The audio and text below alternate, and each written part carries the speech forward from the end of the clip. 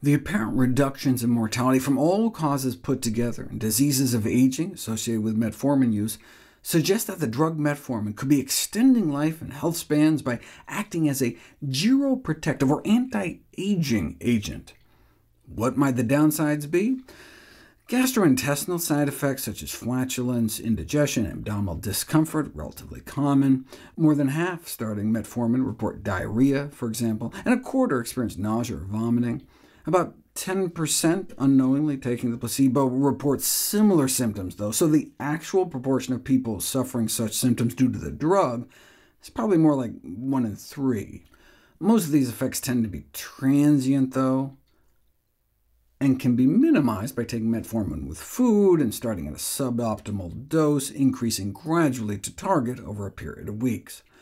Once-a-day extended-release versions also tend to be more tolerable. The most dreaded side effect, though, is lactic acidosis, the potentially fatal buildup of acid in the blood. I mean, poisoning of the mitochondria is kind of the whole point. That's what activates AMPK, but it's supposed to be a mild mitochondrial poison, but sometimes it evidently poisons a bit too much. Thankfully, metformin-induced lactic acidosis is extremely rare.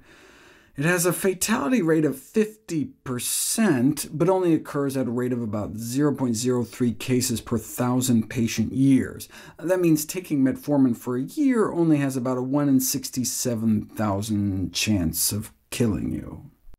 Lactic acidosis is primarily caused by insufficient metformin clearance by the kidneys, so risk can be minimized by, for example, temporarily stopping the drug while undergoing procedures that put the kidneys at risk, such as major surgery or intravenous contrast dyes used for certain imaging procedures. Those with mild to moderate kidney disease can still benefit from metformin at an adjusted dose. Elderly individuals should have their kidney function tested before starting metformin and regularly monitored.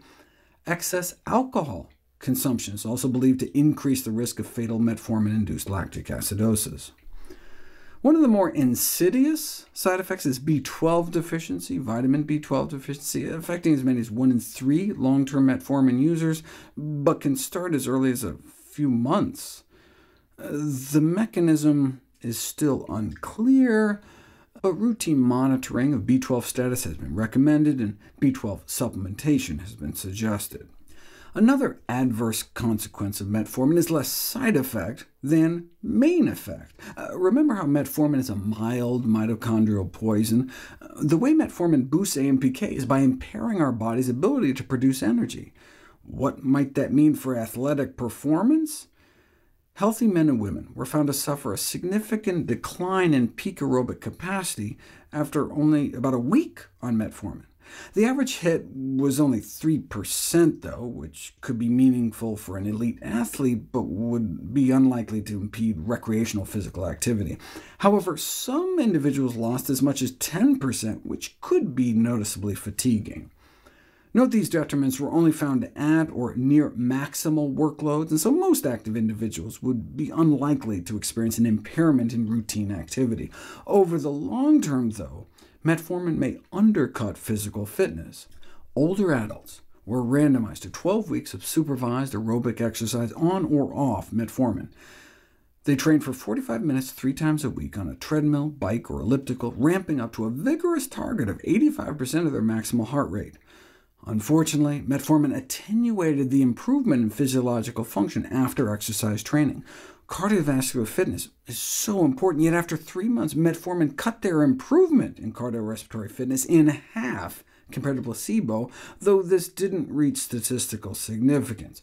Metformin did, however, significantly blunt their improvement in whole-body insulin sensitivity, which normally improves with physical activity. Aerobic exercise, or cardio, is critical for maintaining cardiovascular fitness, whereas resistance exercise, also known as strength training, for example with weights or bands, is essential for maintaining muscle mass as we age. In 2019, the so-called MASTERS trial was published, investigating what metformin might do to muscle gains, and the title of the paper gives it away. Metformin blunts muscle hypertrophy in response to progressive resistance training in older adults. After 14 weeks of progressive resistance training, men and women in the placebo group accrued significant lean body mass, but those randomized to the metformin group did not. For example, about a 4% gain in thigh muscle mass in the placebo group versus virtually none in the metformin group. The differences in strength, however, did not reach statistical significance. So might the benefits of metformin outweigh the risks for expanding the health span and lifespan of even non-diabetics? The investigators reviewing the evidence that diabetics taking metformin lived longer on average than non-diabetics concluded their results suggest that metformin could be an effective intervention to extend the lifespan of people who do not have diabetes. You can't know, though, until you put it to the test, which I'll explore next.